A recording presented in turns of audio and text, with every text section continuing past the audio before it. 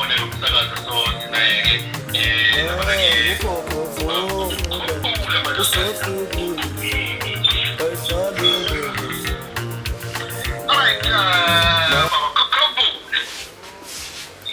Nkosi yami nondaba.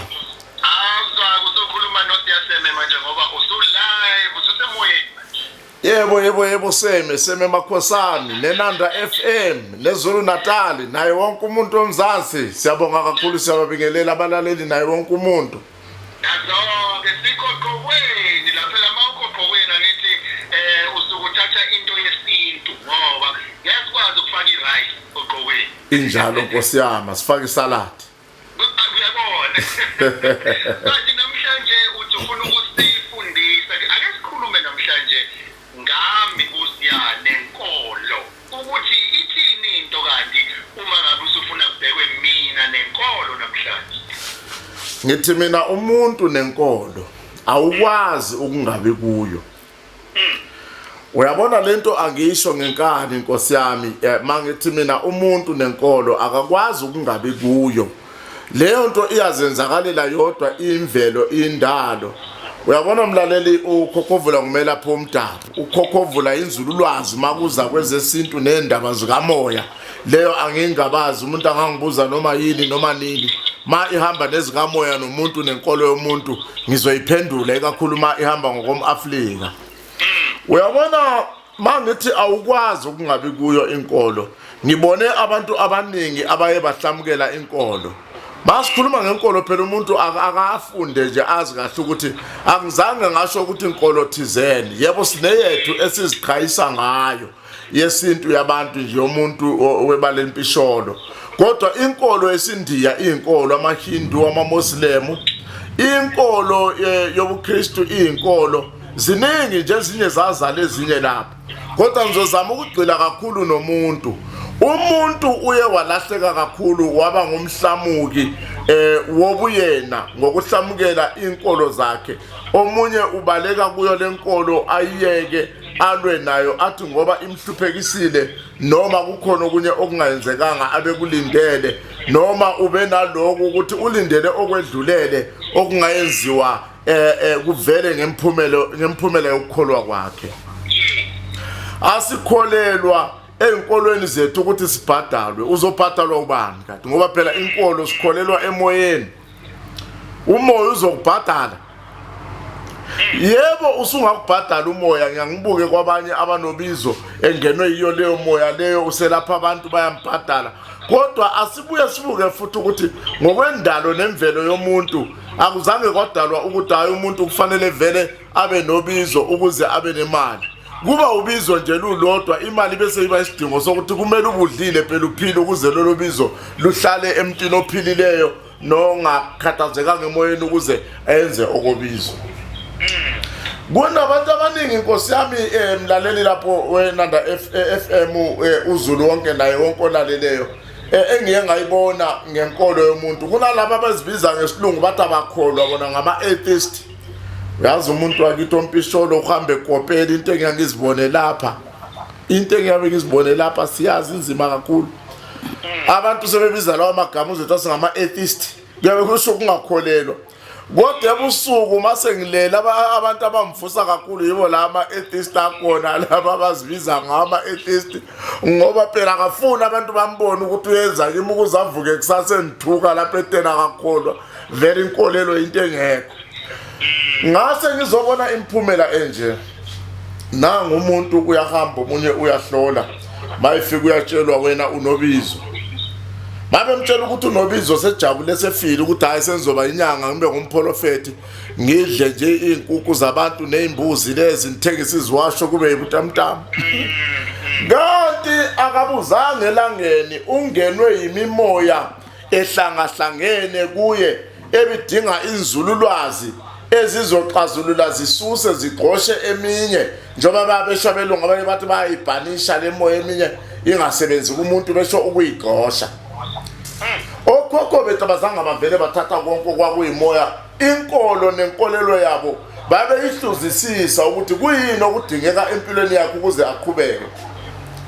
Uyabona uma ungangena kwaZulu ufune izangoma ndoda mami mina ngingathiwa ufuna uma ngifuna ukuphatha kwaZulu Natal ngoba nengafuna bamvotele kuqala ngavele ngithi izangoma ngoba seziziningi kakhulu phela izangoma asalanga umlalela angangizwa kabi nawe sangoma lapho ungangizwa kabi ngizama ukusizana nawe ngoba uyabuloko ukuthi uyisangoma enkolelweni okuyo kanti uyisiguli ukudlula isangoma. Ngaloko ke okhokho bethu enkolelweni yabo babeyihluzisisa babuka ukuthi kuyini okumele bahambe nakho kuyini okumele bakushiye emuva kushiwa kanjani ngoba ngeke uvele ukwethule njengesigqoko sifaka ekhanda ushiye lapho uhambe. Lento idinga kube nezaba idinga kube nezinto ezenziwayo idinga kube nabamelwana bakamoya abaziyo ukuthi lento iyenziwa kanjani ungathi uyayishiya bese iphuma nomphefumulo wakho kusale nomphefumulo wakho lapho. Umuntu nenkolo awukwazi ukungabi kuyo. Abaningi bathi hayi lamadlozi asesihluphe kakhulu thina silahlile siyekile. Omunye uthi hayi ngene esontweni kodwa esontweni lapha abathandaza uyawa. Uwani wena mawishila inkolo ngoba umoya lo oyiwo lokuyisayo kuseyilo idlozi lele lokuyisayo lapha. Awukwazi ukuthi ungavuka wena unitshela ukuthi wena nesithunzi sakho nehlukene. Indaba yenkolo nomuntu inzima kakhulu indaba ezitha inzima. Inzima kakhulu. Ngiyangithande kakhulu ukuthi abantu bayifunde indaba yenkolo. Ngase ngizobuka nanku kwaba khona amadoda okuthiwa ngoVasco da Gama ngibazi nami ngangakazana. Ngiyabafunda la ebaphephethe ngize ngisho ngithi hayi ukuba ngakukhona mina babezobe befike kahle ngangeke ngingene le. Uyabona lamadoda mayefika afika akutshela kahle ukuthi idlozi lakho nje liyinto ebolila kusonto okuhamba nayo. Babejika lapho bakutheswe elabi idlozi. Elabi idlozi libizwa ngamanye amagama ahleliwe ayenziwe ukuthi anambitheke kuwe uthi nama utubiza igama likamkhulu wakho kumbe phela kudala Nkosi yami abantu esizulwini bebenikana amagama ngezenzakalo uze kuthiwa umuntu ngubadinwe yini ohluphekile obani bebizwa ngalamagama lanzima.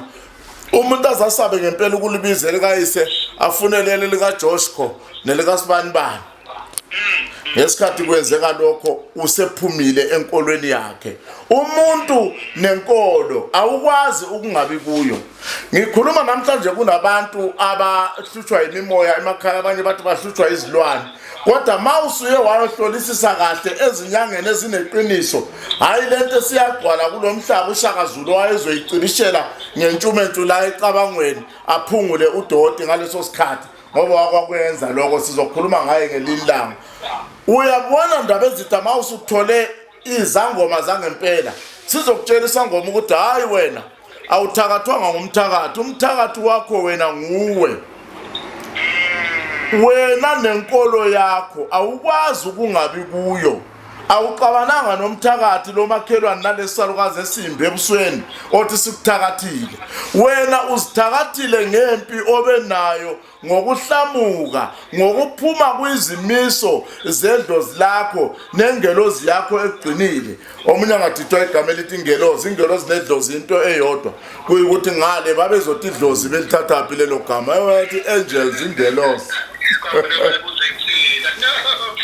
Khokhovula ke xa isikhathi ecela sibambe khona lapha kuningi esikuncelile namhlanje sakwazi ukuthi sike nasoqokweni. Singathintana ngoba kuningi sifuna ukukubuza la kuwena.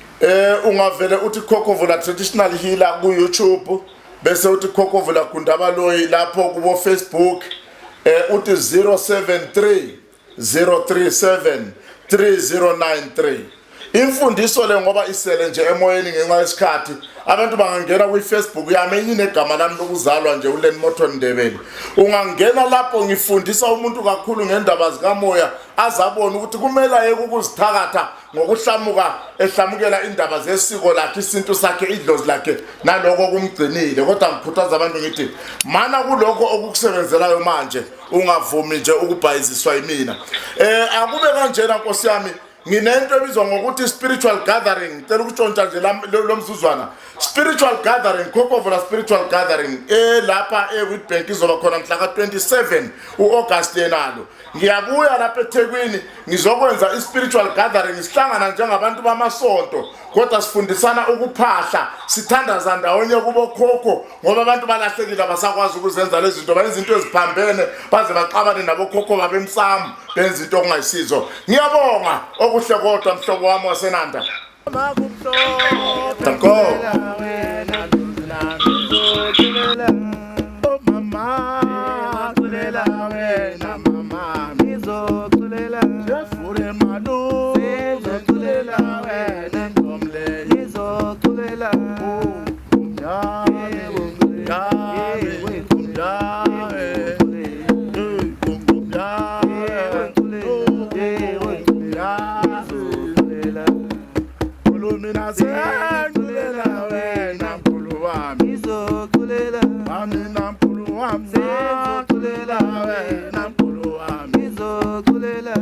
Madoda angazi noma kusemanzini uyishaya umakurumbumbu ngize ngizwe ukuthi hayi ngumakurumbumbu.